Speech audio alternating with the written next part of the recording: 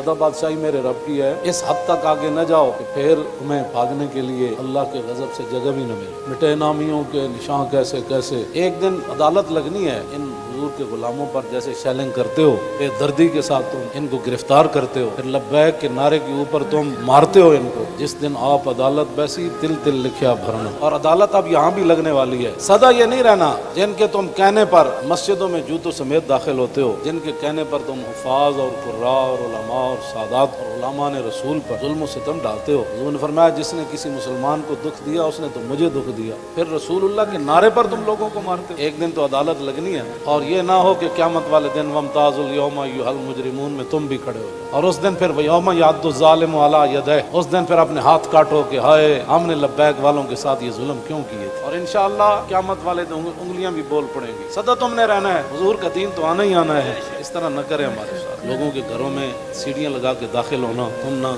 औरतें देखते हो, बच्चियां देखते हो, बच्चे देखते हो, मस्जिद देखते हो। ये मीडिया वाले क़यामत वाले दिन मस्जिदें तो उठाकर रख दी जाएंगी, लेकिन मीडिया का सामान नहीं रखा जाएगा, ये उन पलड़ों में रखा जाएगा। उस दिन फिर क्या होगा? आप कम अज कम मस्जिदों के तकद्दुस का तो ख्याल करें कि भाई जूतों समेत मस्जिदों में दाखिल हो जाते। तो आपको पता है कितने मस्जिदों के दरवाजे इन्होंने तोड़े, कितनी मस्जिदों में जुमा नहीं हुआ, कितने इमामों को उठा लिया गया, कितने खतीबों को उठा लिया गया, इस जुर्म में कि लब्बैक का नारा लगाना है। ये तो लगना है